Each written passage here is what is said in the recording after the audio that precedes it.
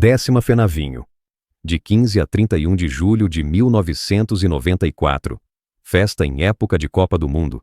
Secretária de Turismo no segundo ano de mandato do prefeito de Bento Gonçalves, Aido Bertuol, Erci Grapilha, naturalmente continuou na presidência da Fenavinho de 1994. Sabedora disso, no dia 9 de dezembro de 1993, Erci organizou o primeiro evento de promoção da festa, que se tornava especial por ocasião da 10ª edição. No coquetel oferecido à imprensa e integrantes da comissão de membros natos da Fenavinho, realizado na Cave de Baco, na cooperativa vinícola Aurora, foi anunciado a data, 15 a 31 de julho, e também uma nova configuração do evento. Além de dar continuidade à Fenavinho como festa, a edição de 1994 também seria uma feira, sendo oportunidade de negócios para o setor vinícola, e não apenas de promoção conceitual do vinho e institucional das indústrias. Aido Bertuol discursou confirmando que a festa é uma promoção financiada pela prefeitura, uma vez que viabilizar o evento com os recursos econômicos necessários à sua realização é investir na comunidade de Bento Gonçalves em aspectos culturais, turísticos e econômicos. Antes da 10ª Fenavinho, os pavilhões foram ampliados em 1.500 metros quadrados, numa parceria entre Móvel Sul e Prefeitura de Bento Gonçalves, atendendo uma demanda da Feira Moveleira, realizada em março de 1994. O investimento de $160 mil alinhou os pavilhões 2 e 3 com a frente do pavilhão número 1 do Parque da Fenavinho, sendo que uma das frentes era constituída de 3 andares, idêntico à obra erguida em 1967. O aumento de área construída sempre foi uma consequência das necessidades do setor moveleiro. Por conta disso, nessa ocasião, iniciaram os primeiros movimentos para que a estrutura começasse a ser chamada de Parque de Eventos, bem como o lugar fosse administrado por uma fundação privada, mas cujo patrimônio imóvel continuasse de propriedade pública. Misto de festa e feira. Passada a temporada do Carnaval de 1994, Erci Grapilha intensificou as ações de divulgação e planejamento para a realização do evento. No dia 23 de fevereiro, a nova diretoria da Fenavinho se reuniu pela primeira vez, definindo uma nova configuração de festa, que também passava a ser uma feira de vinhos, máquinas e insumos do universo vitivinícola. A justificativa estava na proposta de desenvolver novas oportunidades e abrir diferentes mercados consumidores para a indústria do vinho. Considerada a primeira feira técnica do gênero no país, o objetivo também era ter participantes internacionais na Fenavinho, sejam vinícolas ou outras indústrias conectadas ao segmento.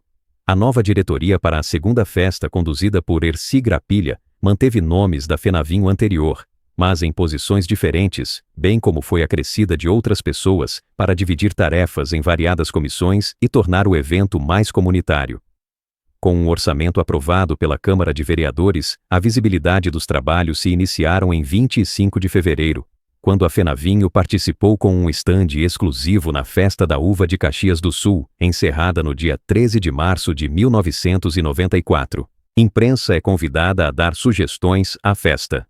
No dia 13 de abril, Erci Grapilha reuniu a imprensa de Bento Gonçalves nas dependências da Vinícola Saltão para ouvir sugestões à realização da Fenavinho de 1994. Do diálogo inédito, surgiram variadas opiniões sobre as diferentes formas de organizar a festa e atrações que poderiam ser oferecidas ao público visitante. A ocasião também serviu para a presidente informar o que se repetiria da edição anterior e o que haveria de novo dentro dos pavilhões.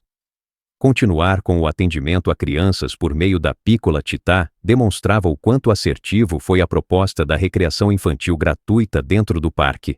A novidade do ano é a de que, além de receber crianças de 4 a 12 anos, também será possível os pais deixarem filhos com até 3 anos de idade para serem cuidados em um novo espaço, chamado de Micro Città.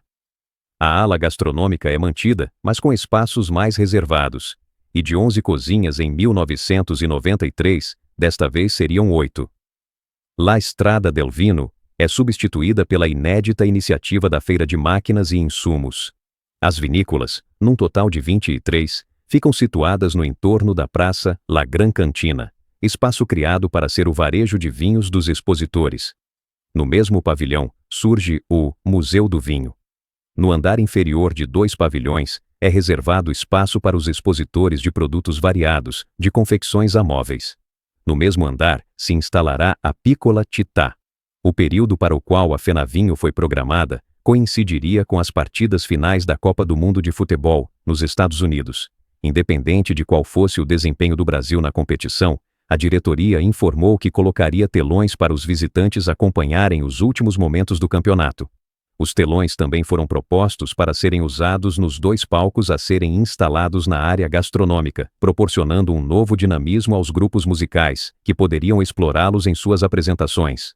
O concurso de vitrines não terá mais, uma vez que na avaliação dos lojistas, as lojas mais tradicionais e com melhor posição de ponto comercial sempre estariam em vantagem em relação a outras. Em seu lugar, apenas será solicitado aos comerciantes para decorarem seus estabelecimentos com motivos vinculados ao universo da uva e do vinho. Para incentivar a publicação de informações sobre a FenaVinho em meios de comunicação impresso, foi instituído o Prêmio Colunista Sul-Sudeste, Conesul, FenaVinho, 94. Como prêmios havia a previsão dos ganhadores receberam canetas da marca Mont Blanc, ou serem contemplados com viagens ou ainda premiados com relógios e caixas de vinho. Convite presidencial a uma divina festa na véspera do Plano Real começar a funcionar. A 10ª FenaVinho teve 2 escritórios centrais de trabalho. O primeiro funcionou em cima da Casa Coff, na Rua Marechal Deodoro. O segundo, na Rua Barão do Rio Branco, numa sala cedida pela empresa Pirâmide Empreendimentos Imobiliários, em frente à antiga De Pascoal.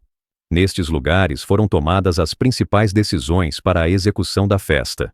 Como a contratação da agência de publicidade Modelo de Caxias do Sul, responsável pelo desenvolvimento do material de divulgação da FenaVinho, a obra Criação de Adão, do artista italiano Michelangelo Buonarroti, criada por volta do ano 1510, foi utilizada como meio de divulgação da 10ª FenaVinho. A reprodução da famosa pintura, que se encontra na Capela Sistina, no Vaticano, foi sutilmente modificada com as representações das figuras de Adão e Deus, segurando taças de vinho para um brinde, surgindo assim o slogan, venha brindar essa divina festa. O lançamento de divulgação oficial da 10ª FenaVinho, com todo o material publicitário já produzido e pronto para ser distribuído, ocorreu no dia 6 de maio, no Ginásio Municipal de Esportes, com show do grupo de samba e pagode Raça Negra. A necessária peregrinação da diretoria e da corte da FenaVinho de 1994 por diferentes estados brasileiros foi premiada com uma significativa agenda em Brasília, para a entrega do convite à abertura da festa ao presidente do Brasil, Itamar Franco. O importante momento para a delegação Bento Gonçalvense que esteve no Palácio do Planalto aconteceu no dia 30 de junho, às 16h30. Esse foi o último compromisso público oficial do presidente Itamar Franco, na data que era véspera do início de circulação da nova moeda brasileira, instituída pelo mecanismo conhecido como Plano Real, que contribuiu para estabilizar a economia e acabar com a hiperinflação do país. Na mesa redonda de 12 lugares do gabinete presidencial, Itamar Franco ouviu uma mensagem da Imperatriz X do Vinho, Lauren Hofstede, de que a circulação da nova moeda brasileira por meio do novo plano econômico seria um sucesso.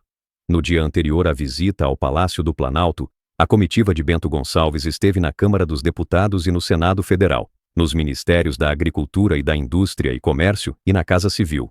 Pesquisa histórica guia a produção de vestidos para a escolha da nova Imperatriz do Vinho. Uma das maiores atrações de cada FenaVinho é a escolha da Imperatriz e damas de honra da festa. Desde a primeira edição, diferentes formatos foram utilizados para o concurso, bem como o figurino com o qual as candidatas se apresentavam foi variado. Para a escolha da Imperatriz da 11ª FenaVinho, a diretoria da festa de 1994 foi sensível ao fator histórico, solicitando a uma profissional de museologia uma pesquisa sobre o assunto, tendo como tema a vestimenta como elemento de identidade cultural. A Bento Gonçalvense, Tânia Maria Zardo Tonet, referência na área de pesquisa, graduada em filosofia e pós-graduada em folclore e história da América Latina, conduziu o trabalho. Segundo a profissional, a ausência de pesquisa das manifestações culturais de colonização italiana conduziu a um processo de descaracterização e desrespeito aos valores autênticos, ainda presentes no meio rural, cujo isolamento proporcionou a preservação de hábitos e jeito de vestir. O estilista Kiko Gonçalves transferiu para o papel o resultado da pesquisa, cujos desenhos foram repassados às costureiras Eloá Frantz Brandé, Gesilda Forte Bortoletti, Maria Guerra e Celina Franco para confeccioná-los. As soberanas da 10ª FENAVINHO também ganharam trajes novos, inspirados na trilogia que compunha a riqueza econômica da região no século XX: Terra, Videira e Vinho. Um evento para convidados no dia 8 de julho, na prefeitura de Bento Gonçalves, serviu de palco para a apresentação dos vestidos. No período compreendido pela pesquisa, 1875 a 1920, a compra de uma roupa nova representava certa dificuldade para a maioria das pessoas da zona rural. Muitas vezes, as mulheres dispunham de apenas um traje para sair de casa, com o qual iam à missa, a uma festa ou fazer compras na cidade.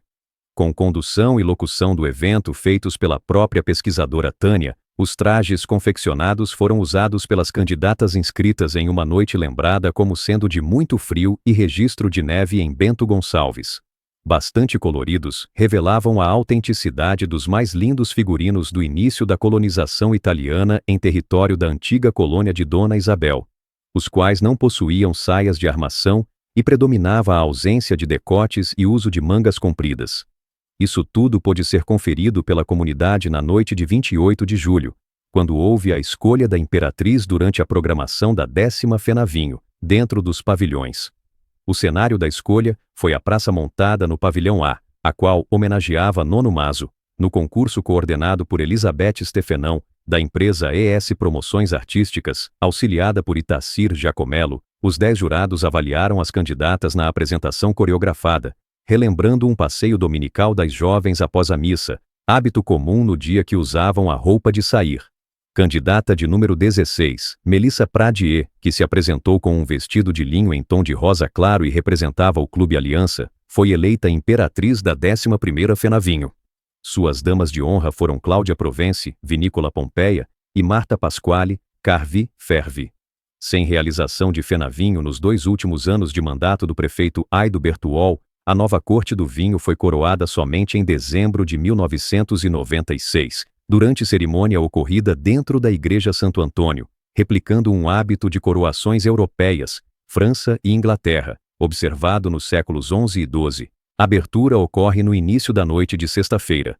A abertura da 10ª FENAVINHO foi diferente de todas as edições até então já realizadas. No dia 15 de julho, além da FENAVINHO, também foram inauguradas a FENAQUIWE, em Farroupilha, e o Festiqueijo, em Carlos Barbosa. Essas 2 festas foram iniciadas durante o dia. Por causa disso, o período da noite foi reservado para a abertura da FENAVINHO.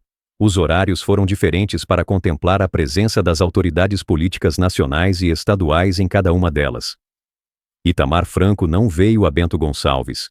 Ele esteve representado pelo ministro da Agricultura, Simval Guazelli. Apenas convidados participaram da cerimônia de abertura, na área externa dos pavilhões, que também teve a presença do governador do Rio Grande do Sul, Alceu Colares. Após os discursos, os convidados entraram nos pavilhões para a inauguração da Praça Nono Maso, onde houve a apresentação conjunta de 10 corais cantando a música Mérica, Mérica. Sem passeio pelos corredores de expositores, os cerca de 300 convidados participaram de um jantar na ala gastronômica. No dia seguinte à inauguração noturna, a comunidade foi contemplada com uma abertura festiva na Via Delvino, às 10 horas da manhã. Na sequência, houve o primeiro desfile de carros alegóricos. Também diferente do que se observou no ano anterior, em dias de semana, os portões de acesso aos pavilhões abriram às 14 horas. Quem foi um dos quase 160 mil visitantes anunciados pela diretoria que esteve na FENAVINHO, viu a edição comemorativa de uma dezena de festas ser celebrada com shows de vários corais folclóricos italianos, apresentações de Manolo Otero, Engenheiros do Hawaii, Borghettino e Orquestra Sinfônica do Teatro São Pedro de Porto Alegre.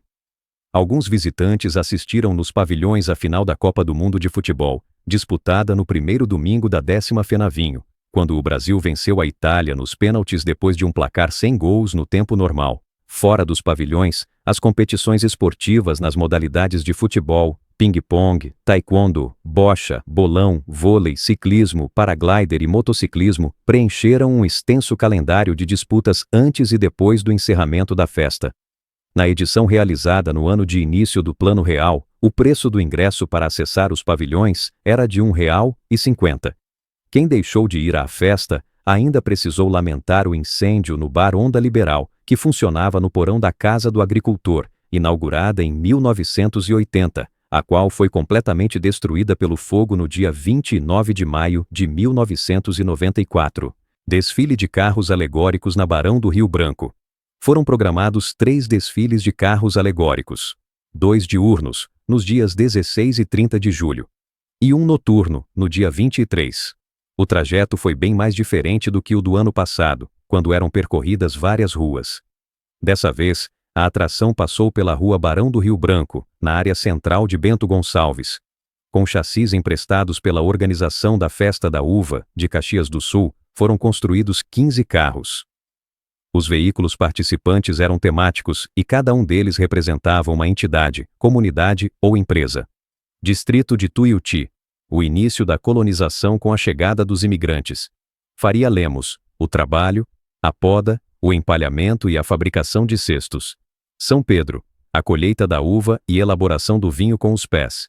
Pinto Bandeira. O filó, os jogos e cantorias. Vale dos Vinhedos. A religiosidade e o casamento colonial. Monte Belo do Sul. A colheita do trigo. Colégio Medianeira. O carro das crianças. CDL. A União do Trabalho e Festa. SESI. Homenagem ao trabalhador da indústria. Aurora, Banco do Brasil e Isabela. Os personagens, Tastavim, Radite, Spaghetti e Genoveva. Senac. Homenagem às Fenavinhos de 1967, 1971 e 1975. Embrapa. Fenavinho de 1980. Clube da Maioridade. Fenavinho de 1985. Escola Agrotécnica. Fenavinho de 1990.